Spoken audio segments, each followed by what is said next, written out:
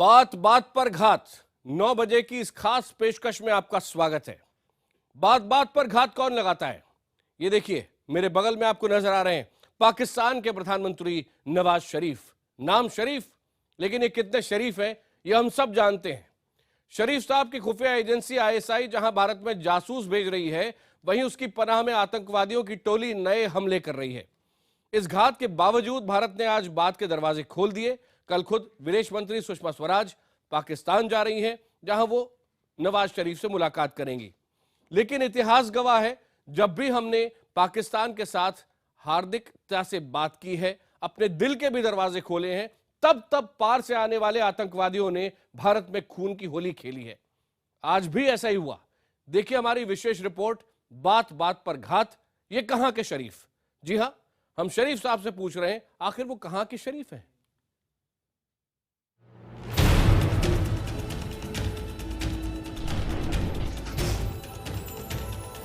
बंद हो चुके थे दरवाजे, बंद हो चुकी थी बात, क्योंकि हिंदुस्तान त्रस्त हो चुका था बात के बाद होने वाली घात से। जी हां, बात बात पर पाकिस्तान की घात से।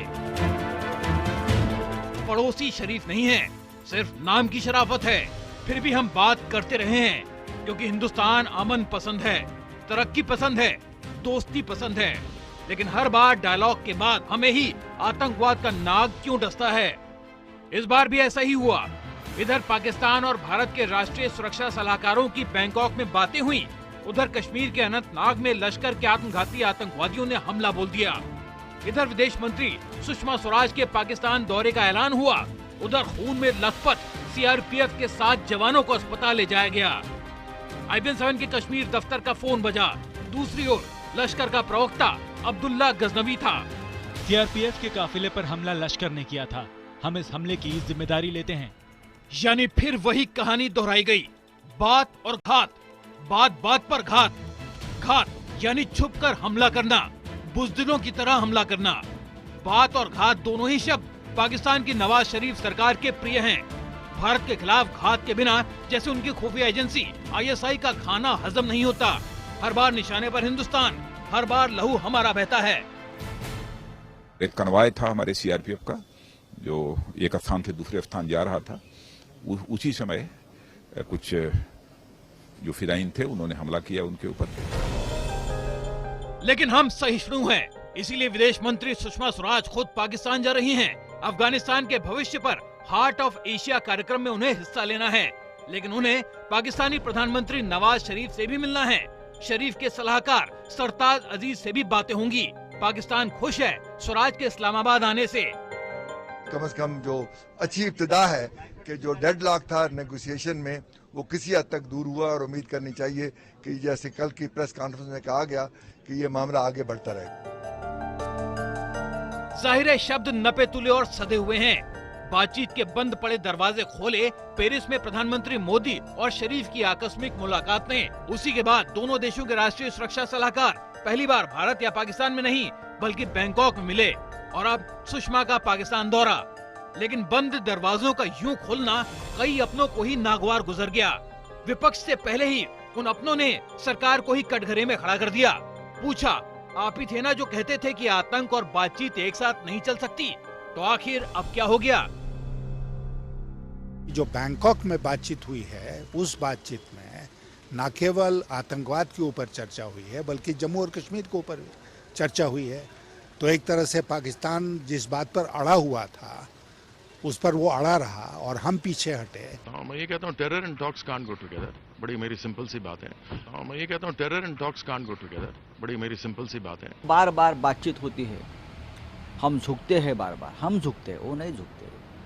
टेररिज्म खत्म नहीं हो रहा है हमारे देश में, जो पाकिस्तान स्पॉन्सर टेररिज्म है। जाहिर है अपनों के हमलों से आहत बीजेपी जल्द ही सामने आ गई और उसने शरीफ को शराफत का सर्टिफिकेट तो नहीं दिया, लेकिन शरीफ से बातचीत के मुद्दे पर इतना जरूर कहा, सरकार का पहले का और अब का रुख समान है, रुख में कोई तब्दीली नहीं आई है।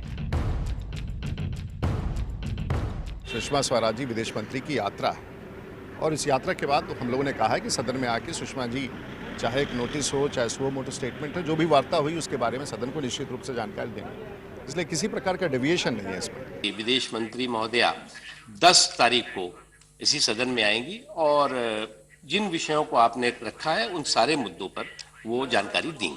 आपको बातचीत कभी न कभी प्रारंभ करनी है, बातचीत में अपने सारे मुद्दे उठाने, तो बातचीत में ही न उठाएंगे आप, तो मुझे लगता है कि अच्छा कदम।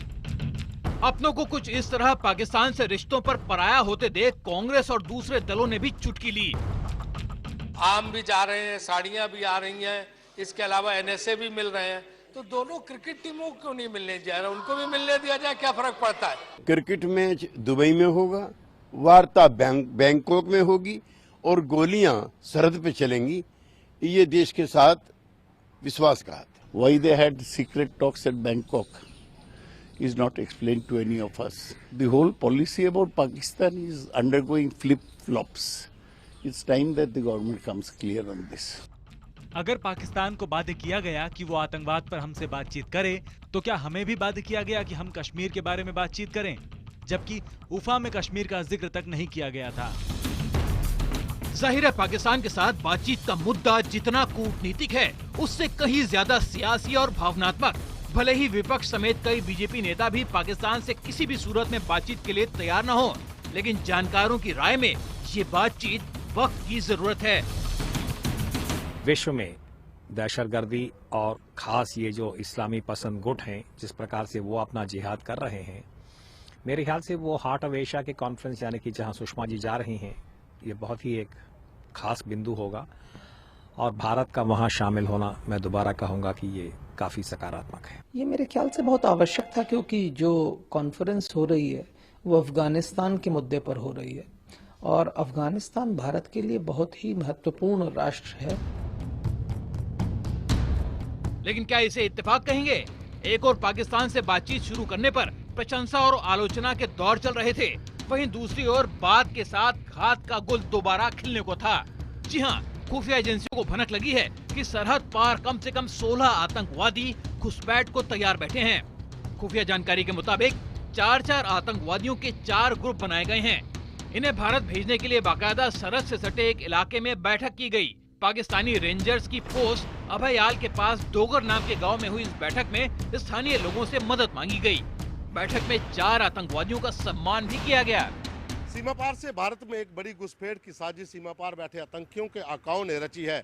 खुफिया एजेंसियों के सूत्रों के हवाले से पता चला है कि सीमा पार लगभग 16 के करीब आतंकी घुसपैठ के लिए तैयार बैठे हैं, जो जम्मू कश्मीर में कठुआ की सीमा और पंजाब के गुरदासपुर की सीमा से घुसपैठ कर सकते हैं। इंतजार है तो बस मौसम के खराब होने का, यानी धुंध पड़ने का। यानी बात और घात का ये क्रम आने वाले वक्त में भी जारी रहेगा। इधर बातचीत होगी, उधर घात लगाकर पाकिस्तान से ही नए हमले रचे जाएंगे। दिल्ली पहले से ही अलर्ट पर है। यहाँ लश्कर के 2 मानव बमों के घुसने का अलर्ट आ चुका है। सवाल ये है कि क्या हम पाकिस्तान के इस घात के बदले कभी प्रतिघात करेंगे? Bureau report, IBN 7।